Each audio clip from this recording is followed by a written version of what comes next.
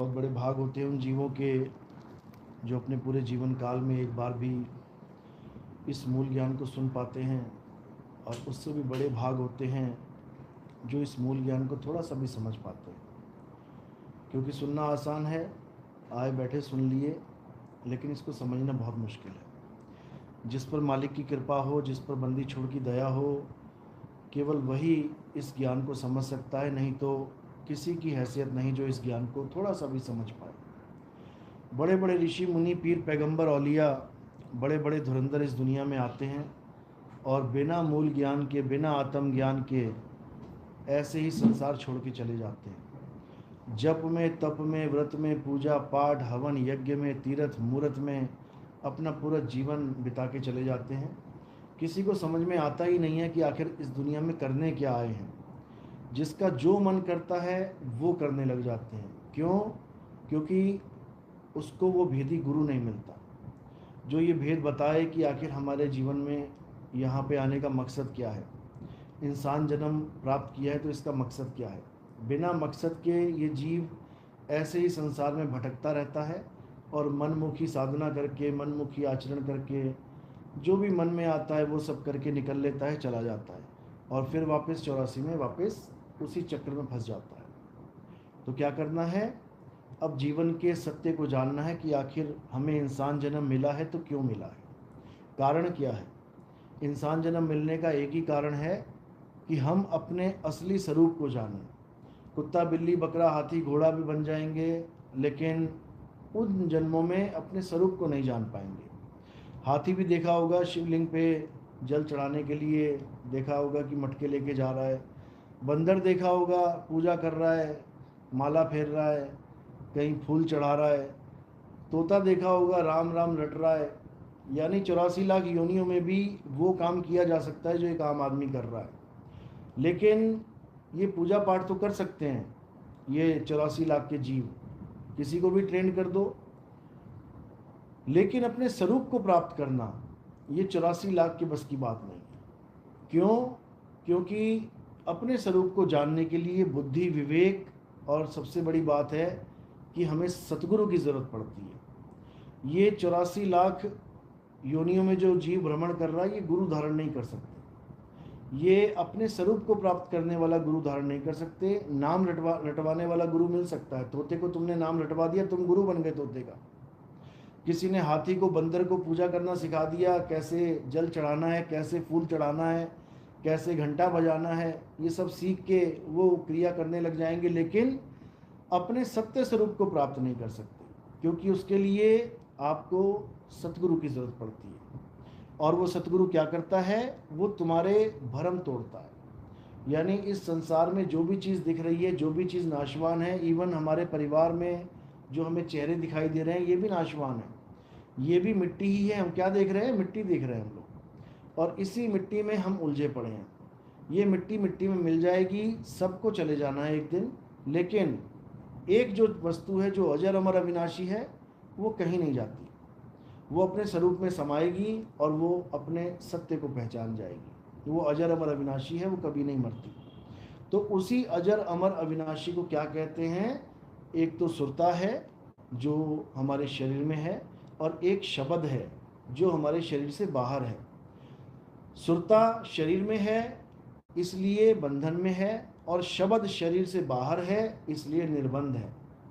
सुरता शरीर में है इसलिए कैदी कहला रही है, 5 तत्व 3 गुण 25 प्रकृति की काया में उलझी पड़ी है। और शब्द 5 तत्व 25 प्रकृति 3 गुण से परे है इसलिए निर्बंध है।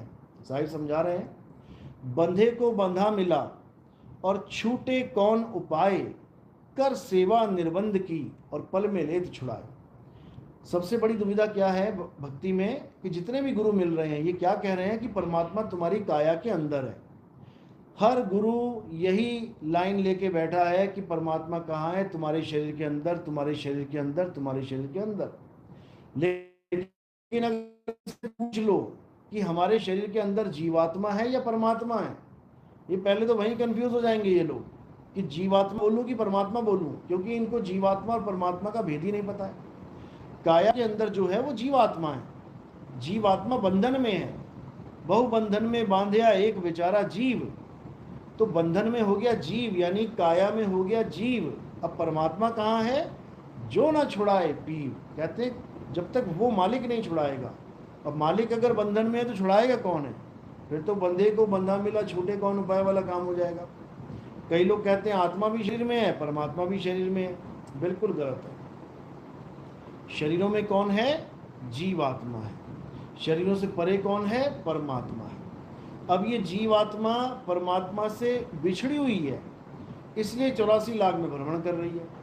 एक शरीर छोड़ती है दूसरी में जाती है, दूसरी को छोड़ती है तीसरी में जाती है। ऐसे ही जन्मों जन्मों तक इस काया में आ रही है, जा रही है, आ रही है, जा रही है। लेकिन जो परमात्मा है वो कभी आता जाता नहीं है।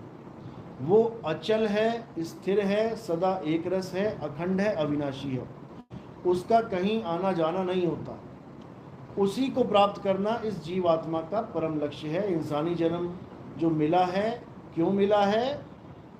चल अवस्था से अचल अवस्था में पहुंच जाना, यानी बार बार जन्म मरण में फंसे हुए हैं, इसको खत्म करके सदा सदा के लिए अचल अवस्था यानी परम तत्व को प्राप्त करना, ये है हमारे जीवन का मकसद। इसके अलावा हमें जो कुछ भी दिख रहा है, मकान, दुकान, घर, बंगले, कोठी, गाड़ी, परिवार, रिश्तेदार, ये सब इसी माया का, इसी संसार का एक हिस्सा है। अगर इस संसार की एक भी वस्तु हमें अपनी तरफ खींचती रही तो समझ लो कि हमारी वापसी यहीं हो जाएगी। हम जा नहीं सकते। हम घर से निकलते हैं पैकिंग करके, अगर हमारी कोई ऐसी वस्तु घर में छूट गई जो बहुत ज़रूरी है तो हम वापस आ जाते हैं। वो सामान लेने के लिए वापस आना पड़ता है। और अगर कोई वस्तु छूट भी गई और अगर वो इतनी इम्पोर्टेंट नहीं है तो हम क्या करते हैं? अरे चलो कोई बात नहीं, जाने दो, उसके बिना भी काम चल जाएगा। बस यही खेल है। यानी हमारी कोई भी इम्पोर्टेंट वस्तु इस दुनिया में होनी ही नहीं चाहिए। ऐसी कोई वस्तु रखना ही नहीं दिमाग में, दिल और दिमाग में ऐसी कोई वस्तु होनी ही नहीं चाहिए जो इस 3 लोक की है, जो तुम्हें वापस घुमा के यहाँ पहुँचा दे। ऐसी वस्तु हमें चाहिए ही नहीं। इसीलिए कबीर साहब बार बार समझा रहे हैं कि जो सुरता फंसी है वो कहाँ फंसी है? इसी संसार की वस्तुओं में फंसी है। किसी की मकान में फंसी है, किसी की दुकान में फंसी है, किसी की बीवी बच्चे में फंसी है, कहीं सोने जेवर, कहीं ना कहीं सुरता फंसी हुई है। ठीक है, दुनियादारी के लिए इन चीज़ों की ज़रूरत है, लेकिन एक समझवान, एक सूझवान इंसान के लिए, विवेकी हंस के लिए इतना फार्मूला बहुत है कि ये सब चीज़ें केवल जीवन को बिताने के लिए हैं, इसमें उलझने के लिए नहीं है। यानी माँ को माँ की तरह देखना है, पिता को पिता की तरह देखना है, बच्चों को बच्चों की तरह देखना है, बहन भाई को बहन भाई की तरह देखना है। सारे रिश्ते नाते निभाने हैं, लेकिन झूठ समझिए। अगर तुमने ये सोच लिया कि ये मेरा पिता है तो मेरा पिता ही है, ठीक है, इस जन्म में तुम्हारा पिता है, क्यों? उसी से तुम पैदा हो गए, तुम्हारा शरीर पैदा हुआ है। लेकिन तुम कहोगे ये मेरा पिता है, तो ये झूठ है। तुम्हारा कोई पिता नहीं है। तुम अजर अमर अविनाशी हो, और अविनाशी का कोई पिता होता ही नहीं है। ये शरीर नाशवान है, इस शरीर नाशवान का पिता हो सकता है। नाशवान शरीर का पिता भी है और माता भी है, उसी से तो नाशवान शरीर मिला है हमें। लेकिन मैं शरीर थोड़ी नहीं हूँ, मैं शरीर नहीं हूँ। जब मैं शरीर नहीं हूँ तो फिर मेरा माता और पिता कौन है? कोई भी नहीं है। तो इस शरीर के माता पिता हैं, मेरे माता पिता नहीं हैं। लेकिन ठीक है, इस जन्म में जो मुझे माता पिता मिले हैं, यानी शरीर को मिले हैं, उसका हमने पूरा हिसाब किताब करना है। हमने अपनी जिम्मेदारी निभानी है, जो हमारे फ़र्ज़ हैं हमने निभाने हैं, लेकिन हमने उलझना नहीं है। कबीर साहब यही समझा रहे हैं, एक लेवा एक देवा दूतम, और कोई किसी का पिता ना पूतम। इस दुनिया में जितने भी पिता पुत्र हैं, जितने भी माँ बेटे हैं, माँ बेटियां हैं, ये कौन हैं? ये तुम्हें पुराने जन्मों के तुम्हारे लेवनहार और देवनहार हैं। बस इतना समझ लो। तुम्हारे दुकान में लोग आते हैं, अपना खाता लिखवा के जाते हैं। अब उसमें क्या है? वो लेने देने का सौदा है हमारा। वो दुकान में जो आदमी आया, वो तुम्हें लग रहा है कि मेरा ग्राहक है, उसने तुमसे 1 लाख रुपया उधारी ले ली, बिना दिए मर गया, अब क्या होगा? अब वो तुम्हें देने आएगा। अब वो तुम्हें देने आएगा कब? अगले जन्म में वो तुम्हारा बाप बन जाएगा, तुम उसके बेटे बन जाओगे। वो तुम्हारा ग्राहक है, लेकिन उसके सिर पे जो हिसाब चढ़ा हुआ था वो देने का कौन सा रास्ता निकल आया? पिता पुत्र का। बाप बन के बैठ गया वो ग्राहक, और तुम चले गए बेटा बन के। अब जितना पैसा उसने तुमने लिया था, अब तुम पापा जी करके इकट्ठा कर लोगे। पापा मुझे ये चाहिए, पापा मुझे ये चाहिए, पापा मुझे ये चाहिए। तुम 20,000 का मोबाइल भी पापा से मांगोगे, पापा दे देंगे, ले बेटा। और पड़ोसी लड़का 20 रुपये मांगेगा ना, अंकल ब्रेड लेनी है 20 रुपये, चल आगे बढ़। तो ये 20,000 किसको दे रहे हैं? ये 20,000 उसको दे रहे हैं जिसका देना था, और खुश होके दे रहे हैं। दिल में मलाल भी नहीं है कि मैंने इतने पैसे दे दिए इस लड़के को। क्यों? अपना मान लिया कि मेरा ही है ये। तो अपना पूरा हिसाब किताब करके वो एक दिन तितर हो जाएगा, यानी या तो वो दुनिया छोड़ जाएगा या माता पिता का रिश्ता तोड़ जाएगा। जाके देखो बुजुर्ग आश्रमों में, जाके देखो माता पिता बैठे हुए हैं और लड़का अमेरिका में है, देखता भी नहीं घूम के। तो हिसाब किताब खत्म तो रिश्ता खत्म। यही है रिश्ता, और कुछ नहीं है। इक लेवा इक देवा दूतम, कोई किसी का पिता ना पूतम। अब जो पिता पूत मान के बैठ गया अपने आप को, वो फंस गया माया के जाल में। अब वो नहीं निकल सकता। अब उसको निकालेगा कौन? अब उसको बंदी छोड़ निकालेंगे, सतगुरु निकालेंगे, अगर निकाला तो। वही आके समझाएंगे कि भाई इस दुनिया में कोई, जितने भी रिश्ते हैं ये, इसमें से कोई भी सत्य नहीं है। पता नहीं कितने जन्मों की तुम अपनी माताओं को छोड़ के आए हो, कितने जन्मों के पिता को छोड़ के आए हो, गिनती मिनती नहीं है। लेकिन हम एक माँ के लिए, एक पिता के लिए, एक भाई के लिए, एक बहन के लिए सारी उम्र हम बिता देते हैं उनको अपना मानते हुए, जबकि लाखों करोड़ों बहन भाई छोड़ के आए हैं, किसी की याद भी नहीं है।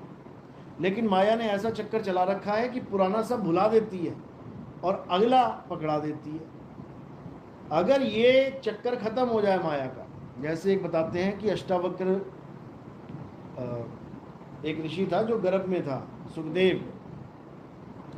सुखदेव ऋषि जो गर्भ में थे, तो उनको गर्भ में क्या होता है, जीव को गर्भ में दिव्यदर्शनी खुली होती है उसको अपने सारे जन्म याद होते हैं, और वो कॉल कर रहा होता है परमात्मा से, अरदास कर रहा होता है कि हे मालिक इतने जन्म तो बर्बाद हो गए, ये जन्म बर्बाद नहीं होने दूंगा मैं। इस जन्म में मैं भक्ति करके मुक्ति प्राप्त करूंगा, मुझे बस मौका दो। तो सुखदेव ऋषि इतना ज्ञानी था कि उसने सोचा कि बाहर जाके मौका क्यों लूं, मैं तो यही मौका मिल रहा है। उसने क्या किया, गर्भ में भक्ति शुरू कर दी। गर्भ में उसको पता था कि गर्भ से बाहर निकलूंगा माया भुला देगी, गर्भ से बाहर निकलती माया भुला देती है। तो गर्भ में बैठा बैठा कहते हैं 12 साल वो भक्ति करता रहा गर्भ में, भक्ति करता करता करता अब इतना बड़ा पेट हो गया माँ का, 12 साल का बच्चा हो गया। तो कहते हैं कि वो धुरधाम तक पहुँच गया, विष्णु लोक तक पहुँच गया। तो वहाँ पर जब वो पहुँचा तो उन लोगों ने, विष्णु जी ने, जैसे वो वहाँ जाता था, तो कहते हैं कि वहाँ जब वो जाने के बाद वहाँ पहुँचा तो दरवाज़ा बंद कर लिया गया। क्या बोला गया कि आप ऐसे नहीं आ सकते यहाँ पे, आप गुरु धारण करो। तब कहते हैं कि वो बोला कि मैं गुरु तब धारण करूँगा मैं बाहर निकलूँगा, तो बाहर निकलूँगा माया फंसा लेगी, वो निकले ही ना। तो कहते हैं ब्रह्मा विष्णु महेश तीनों गए वहाँ पे और उनको समझाया कि आप बाहर निकलो, ऐसे तो बहुत दुख पा रही हैं आपकी माता, बहुत अनर्थ हो जाएगा। तो वो कहते हैं मुझे पता है तुम तीनों के जो त्रिगुण हैं तुम एकदम भुला दोगे मुझे, या तो मुझे इतना वादा करो कि एक पल के लिए मुझ पे माया हावी ना हो। तो वो कहते हैं ठीक है तथास्तु। तो कहते हैं जैसी एक पल की माया रुकी और वो गर्भ से निकला, वो सीधे जो अपने नाभि से जो कनेक्शन जुड़ा होता है माँ का, उसको नाड़ी को तोड़ दिया उसने अपने हाथों से और भाग गया जंगल की तरफ। अब माता पिता कह रहे हैं बेटा एक बार शक्ल तो दिखा दे, 12 साल बाद बच्चा हुआ हमारे। तो यही बोलता हुआ गया कौन किसका बाप कौन किसका बेटा, मुझे अपना बेटा मत समझना, पता नहीं कितनी बार तुम मेरे बेटे हो लिए, कितनी बार मैं तुम्हारा बेटा हो लिया। यानी हमें ये जन्म क्यों मिला है, केवल और केवल मुक्ति प्राप्त करने के लिए, इसके अलावा और कुछ नहीं। ठीक है, सारा संसार में बिना पैसे के कुछ होता नहीं है, काम धंधा है, मकान दुकान है, बिना मकान के रह नहीं सकते, ठीक है, इतना काम तो करना ही है सबने, लेकिन जो असली मकसद है वो ये नहीं है कि तुम केवल नोट पे नोट कमाते जाओ, बिल्डिंग पे बिल्डिंग बनाते जाओ, बड़े से बड़े बिजनेस खड़े करते चले जाओ और सोचो कि मैं सक्सेसफुल आदमी हूँ इस दुनिया का। मैं कहता हूँ नंबर 1 भी हो जाओ दुनिया में, नंबर 1 पे भी अगर तुम आ गए वो भी जीरो है, अगर तुमने वो काम नहीं किया जो करने आए थे। और अगर इस तुम दुनिया के सबसे बड़े गरीब हो, तुमसे बड़ा कोई गरीब ही नहीं है, और तुमने अगर ये काम पूरा कर लिया तो कहते हैं तुमसे बड़ा कोई हीरो भी नहीं है। तो कबीर साहब ने समझाया कि नाम जपत कोड़ी भला, चुई चुई गिरता चाम। हमारे इस दुनिया में सबसे ज़्यादा घृणा दृष्टि से किसको देखा जाता है? कोड़ी को। बाकी ऊंची जात नीची जात ये भी काम कुछ नहीं है, ये भी आप हैंडल कर लोगे, चलो ठीक है यार, ऊंची जात नीची जात है। लेकिन कोई कोड़ी आ जाए और आपको कोई कहे कि इसको अच्छे से हाथ लगाओ जरा एक बार, आप नहीं लगा पाओगे, यानी उसको अछूत मान लिया जाता है। तो कबीर साहब कहते हैं कि सबसे दुर्गति कोढ़ी की होती है, लेकिन अगर उसके पास भी नाम है, वो राजा है, वो राजा है इस संसार का। कहते हैं नाम जपत कोड़ी भला, चुई चुई गिरता चाम, और वो कंचन देह किस काम की, जिस मुख नाही राम।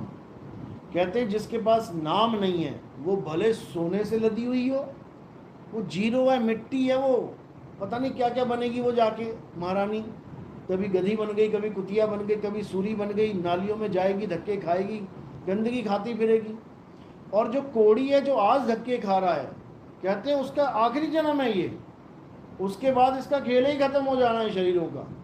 तो कहते हैं वो कोड़ी लाख गुना अच्छा है जिसके पास सतनाम है। क्यों? क्योंकि सतनाम से ही सबका कल्याण होगा। कहने में आ जाता है कि चलो राम जिस मुख नाही राम, या राम राम करता जग फिरे, या राम नाम, कितना ही लिखा है, राम नाम की लूट है लूट। ये राम राम एक संकेत मात्र है। राम का मतलब क्या है? सच्चा नाम। कहते राम नाम सत्य है, था और रहेगा। तो राम नाम जो है वो क्या है? हमारे आत्म स्वरूप को राम नाम कहते हैं। ये राम नाम सत्य है, यानी आत्मा सत्य है, आत्म स्वरूप सत्य है। आत्मा के अलावा कुछ सत्य नहीं है, क्योंकि आत्मा के अलावा क्या है? शरीर है, मन है, माया है, 3 गुण है, 5 तत्व हैं, 25 प्रकृति हैं।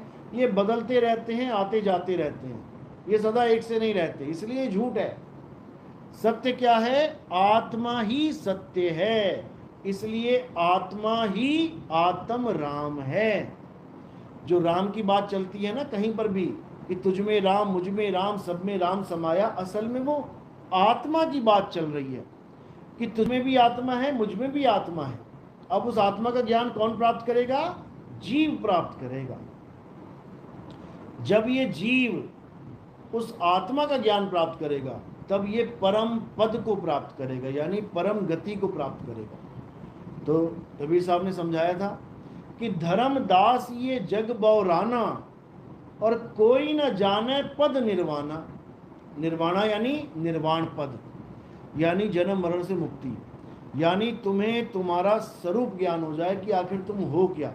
अभी तुम आदमी औरत बन के बैठे हो, लड़का लड़की बन के बैठे हो, जवान बूढ़ा बच्चा बन के बैठे हो, इसका मतलब तुम अपने स्वरूप को भूले बैठे हो, और तुम इस मायावी शरीर को, मायावी स्वरूप को अपना रूप बना बैठे हो, अपना रूप मान बैठे हो। बस यही दिक्कत है। अब पद निर्वाणा क्या है? जब तुम अपने स्वरूप को जान लो तो तुम पद निर्वाण में आ गए, यानी निर्वाण पद मिल गया तुमको।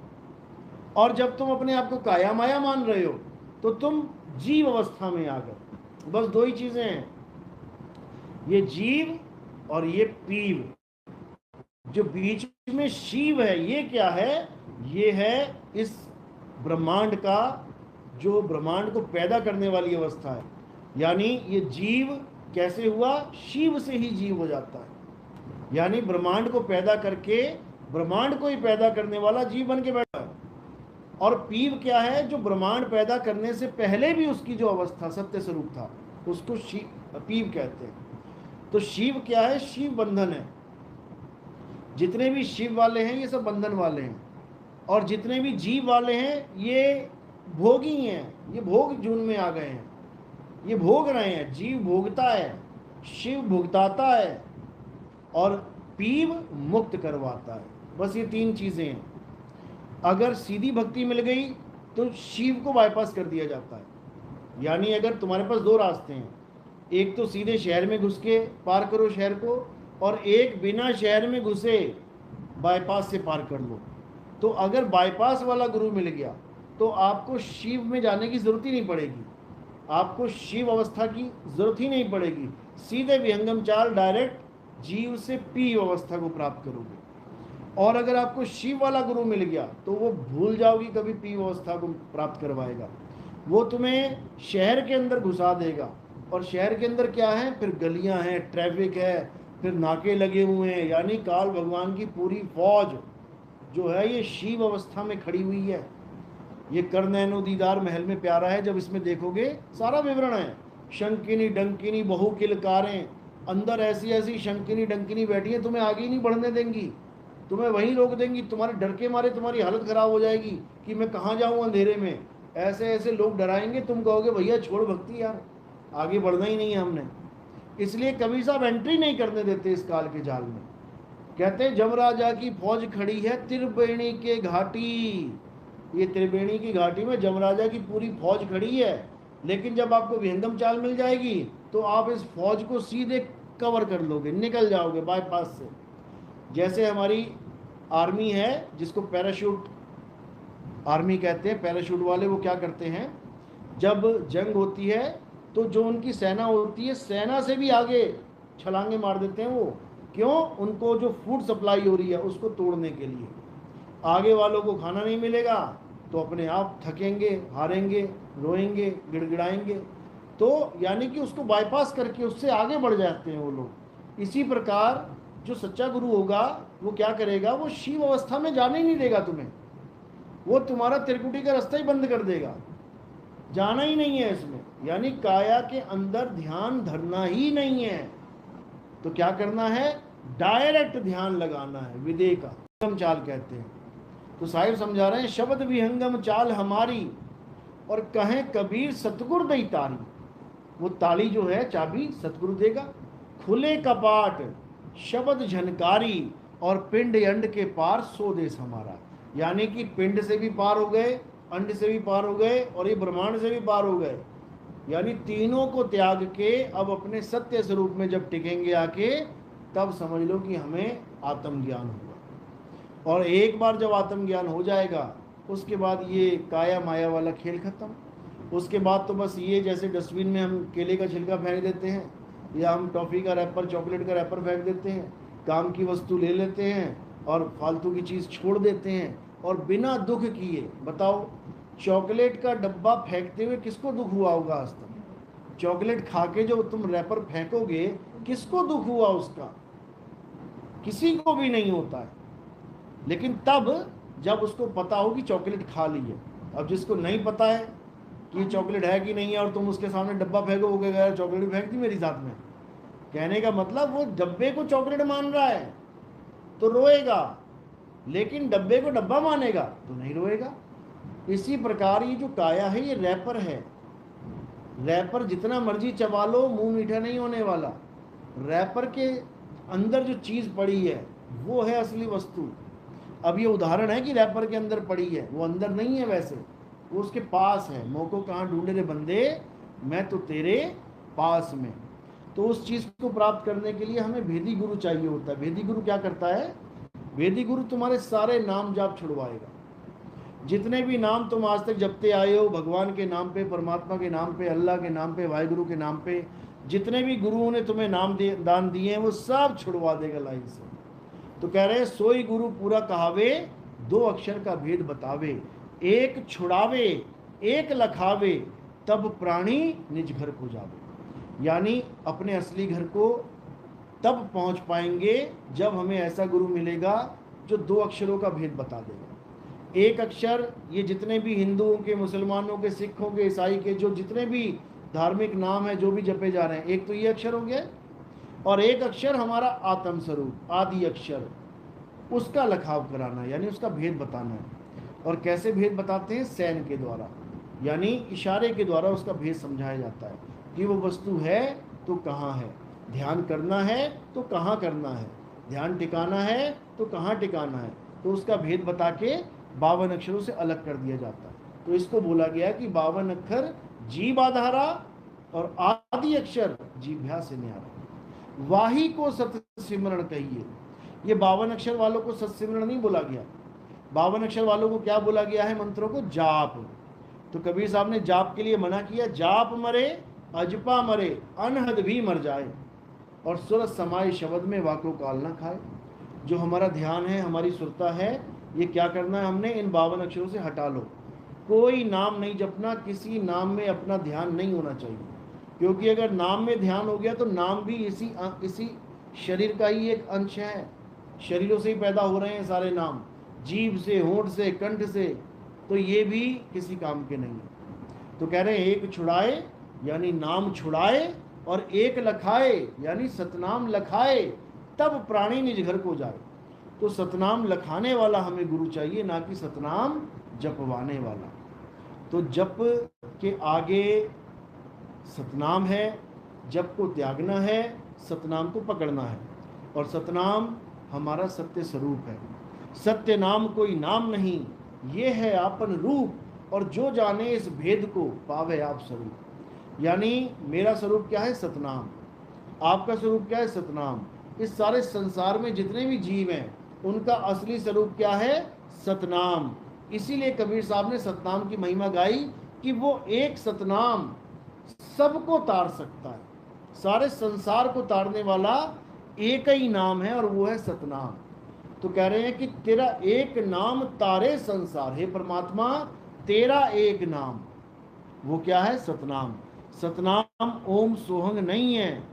जो लोग ओम सोहंग को सतनाम मान बैठे हैं, उनके सतनाम से कोई पार हो ही नहीं सकता।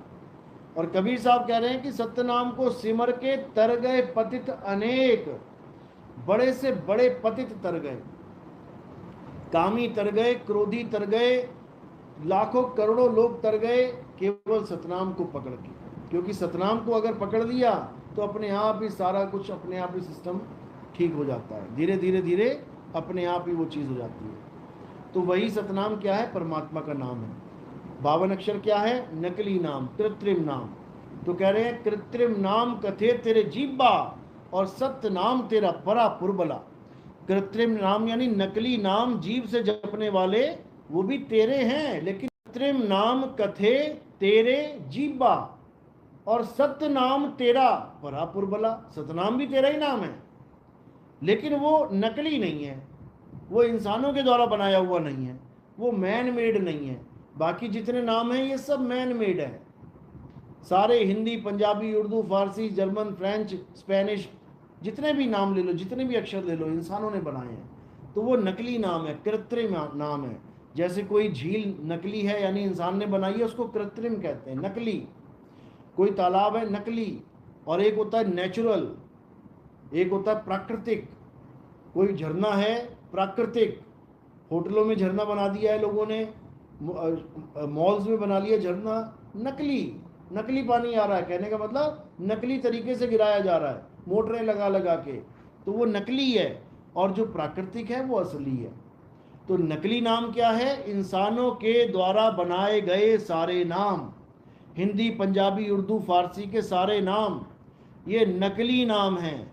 इन नामों को जपने से किसी की मुक्ति नहीं होती, किसी को जन्नत नहीं मिलेगी, किसी को स्वर्ग नहीं मिलेगा, किसी को सतलोक नहीं मिलेगा, जो मर्जी कर लो। तो इन नकली नामों को छोड़ देना है और असली नाम को पकड़ लेना है। असली नाम क्या है? सत्य नाम तेरा परा पुरबला, यानी असली नाम सतनाम है, और सतनाम ही सार नाम है। दोनों में कोई भेद नहीं है। कबीर सागर की पहली लाइन क्या कह रही है? सत्य नाम है सार, बूझो संत विवेक करी, उतरो भवजल पार, सतगुरु का उपदेश यही। तो इसी उपदेश को जानना है कि सतनाम ही हमारा सार स्वरूप है, हमारा सत्य स्वरूप है, हमारा असल है। और ये काया क्या है? हमारी नकल है, सबकी छूटेगी। कहो सोते सोते तुम उठ ना पाओ, रात में सोए बढ़िया एकदम, और सुबह सब उठा रहे हैं, उठ नहीं रहा, तो क्या हुआ? छोड़ के चला गया काया अपनी, रैपर छोड़ दिया, चॉकलेट चली गई। तो बस इतना सा ही खेल है। चलो, तो आज का सत्संग यही समाप्त करते हैं।